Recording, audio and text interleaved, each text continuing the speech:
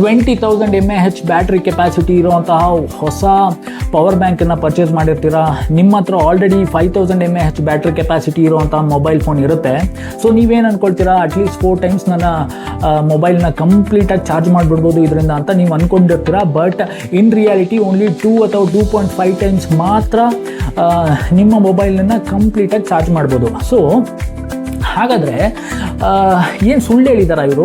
ಈ manufacturing company ಇದೆಯಲ್ಲ, ಈ ಪವರ್ ಬ್ಯಾಂಕ್ ಮ್ಯಾನುಫ್ಯಾಕ್ಚರಿಂಗ್ ಕಂಪ್ನಿಯವರು ಏನಾದರೂ ಫಾಲ್ಸ್ ಕ್ಲೇಮ್ ಮಾಡಿದಾರಾ, ಸುಳ್ಳು ಹೇಳಿದಾರಾ, ಮೋಸ ಮಾಡಿದಾರಾ? ಸೊ ಇದ್ರ ಬಗ್ಗೆ ಇಂಚಿಂಚು ಡೀಟೇಲ್ಸ್ನ ತಿಳ್ಕೊಳ್ತಾ ಹೋಗೋಣ. Okay, so first of all ಈ ಮೋಸ್ಟ್ ಆಫ್ ದ ಕಂಪ್ನೀಸ್ ಏನಿದೆ, ಮ್ಯಾನುಫ್ಯಾಕ್ಚರಿಂಗ್ ಕಂಪ್ನೀಸ್ಗಳು, ಪವರ್ ಬ್ಯಾಂಕ್ ಮ್ಯಾನುಫ್ಯಾಕ್ಚರಿಂಗ್ ಕಂಪ್ನೀಸ್ಗಳು ತಮ್ಮ ಇಂಟರ್ನಲ್ ಬ್ಯಾಟ್ರಿ ಕೆಪಾಸಿಟಿನ ಮೆಷರ್ ಮಾಡೋದು 3.7 volts. ಓಕೆ, ಬಟ್ ನಮ್ಮ ಫೋನ್ಸ್ಗಳು ಚಾರ್ಜ್ ಆಗೋದು 5 volts, ಮಿನಿಮಮ್ 5 volts.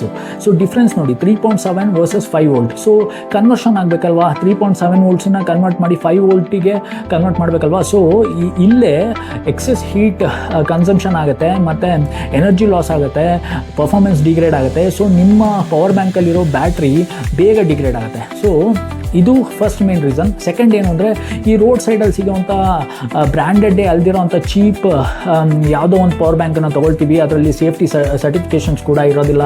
ಆಮೇಲೆ ಅವರು ಸೆಲ್ಸ್ ಯೂಸ್ ಮಾಡ್ತಾರಲ್ಲ ಬ್ಯಾಟ್ರಿಗೆ, ಸೊ ಅದು ಕೂಡ ವೆರಿ ಲೋ ಕ್ವಾಲಿಟಿ ಯೂಸ್ ಮಾಡಿರ್ತಾರೆ. ಸೊ ಇದು ಎರಡನೇ ಮೇನ್ ರೀಸನ್. ಮೂರನೇದೇನು ಅಂದರೆ ಫಾಸ್ಟ್ ಚಾರ್ಜಿಂಗ್.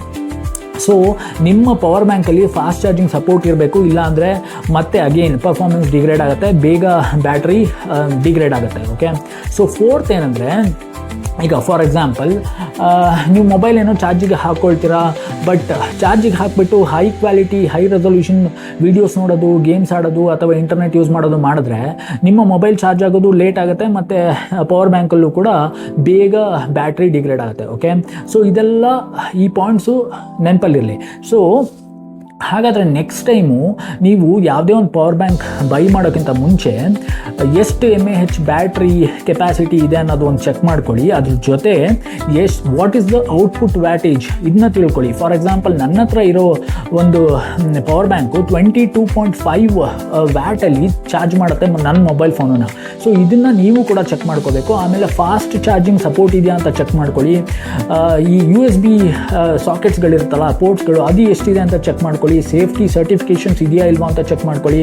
ಅದ್ರ ಜೊತೆ ಒಳ್ಳೆ ಬ್ರ್ಯಾಂಡು, ಒಳ್ಳೆ ರಿವ್ಯೂಸ್ ಇರೋ, ರೇಟಿಂಗ್ಸ್ ಇರೋವಂತಹ ಬ್ರ್ಯಾಂಡೆಡ್ ಪವರ್ ಬ್ಯಾಂಕ್ಸನ್ನೇ ತೊಗೊಳ್ಳಿ. ಯಾವುದೇ ಅನ್ಬ್ರ್ಯಾಂಡೆಡ್ ಲೋಕಲ್ ಇರೋದು ತೊಗೊಳಕ್ಕೆ ಹೋಗಬೇಡಿ. ಓಕೆ, ಸೊ ಇದೇ ಥರ ಎಲ್ಲ ಟೆಕ್ ಅಪ್ಡೇಟ್ಸ್ ನಿಮಗೆ ಬೇಕು ಅಂದರೆ ದಯವಿಟ್ಟು ನನ್ನ ಚಾನಲನ್ನು ಸಬ್ಸ್ಕ್ರೈಬ್ ಮಾಡ್ಕೊಳ್ಳಿ, ಕಮೆಂಟ್ ಮಾಡಿ, ನಿಮ್ಮ ಏನೇ ಫೀಡ್ಬ್ಯಾಕ್ಸ್ ಇದ್ದರೂ ಕಮೆಂಟ್ ಮಾಡಿ. Okay, until next time.